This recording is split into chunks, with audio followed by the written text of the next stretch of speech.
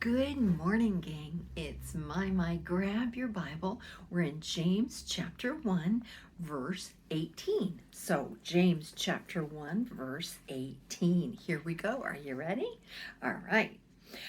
It says, "Of his own will begat he us with the word of truth, that we should be a kind of first fruits of his creatures." All right, let's dissect that little bit by little bit. It says, of his own will. Whose will? God's will, okay? Of God's own will begat he us, all right?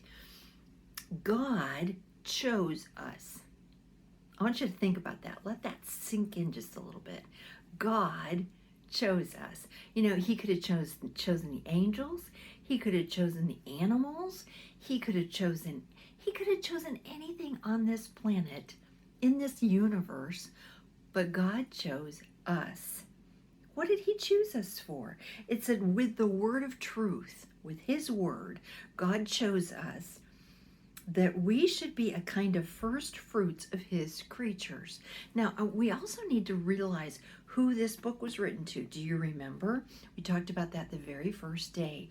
This book was written to, as the verse 1 says, to the 12 tribes. Those are the Jewish tribes, which are scattered abroad, greeting. So this book was written to the Jewish Christians that were scattered all over the world by then. It was beginning to be scattered because it wasn't long. This was the very first church that they're talking about, that James was the pastor of. So he says that we should be a kind of first fruits of his creation or his creatures. God chose that first church, those first Christians, to be his very first fruits. Now, first fruits in the Bible is usually talking about a sacrifice to God. Jesus was the first fruits, okay? These were the very beginning of the church. So he says, God chose you. God chose us from the very beginning to be a kind of first fruits of his creations. Why would he choose us? What does he have for us? If he chose us, he had a plan for our life. So let's keep reading. In verse 19 and 20, we're going to read these two verses and then we're going to talk about it because these two are really, really important verses. So are you ready? Are you looking? Are you reading with me? "Wherefore, because that God's chosen us, my beloved brethren, let every man, woman and child too, be swift to hear, slow to speak, slow to wrath. For the wrath of man worketh not the righteousness of God." So there are three things in this passage, three very, very important things that I want you to understand. He says, let us be swift to hear. Now, a lot of people have said, you have 2 ears and only 1 mouth. That should tell us something, right? We should be first listening.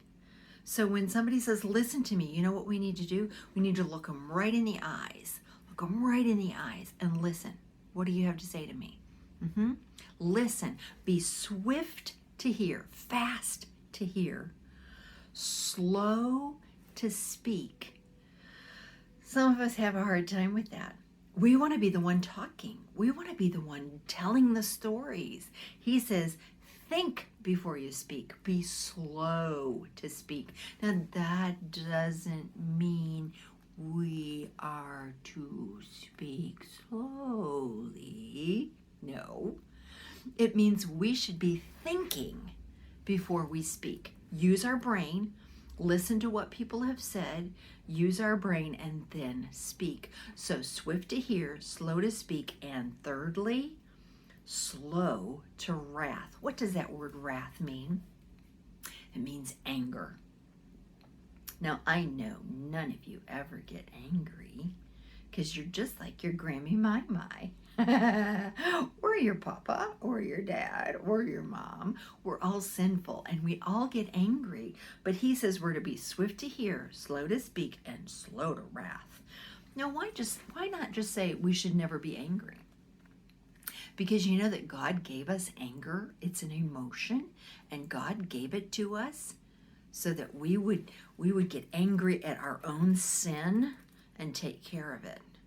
But most of the time, our anger is because somebody did something wrong to me, and it's selfish, and that's bad.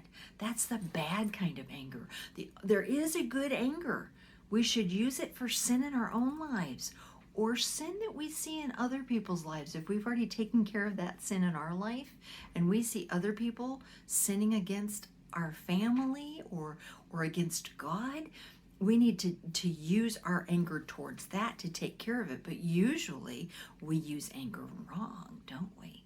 And we sin against God. So he says, be swift to hear, slow to speak, slow to wrath, being very slow to anger. Why? Verse 20. Because man's anger is never showing the righteousness of God. What's the righteousness of God? God is pure. He is always right. He is always good. And we are supposed to be glorifying God. We are supposed to be what people see of God. And if we're angry, it never, ever shows God's righteousness. How does that verse say it again? Let's look at it and see it again. It says, for the wrath of man worketh not the righteousness of God. We are not being a good example to people around us. Anger is not just sin, but anger, if our emotion is wrong, it's always sin. If our motivation is wrong, it's always sin. If our anger is about selfishness, and he did wrong to me, so I'm going to get angry about it, then it's always sin, and it can't please God. So see why I said these two verses are really huge? We have to be fast to hear, be ready to listen, slow to speak, think before you open your mouth, and slow to wrath.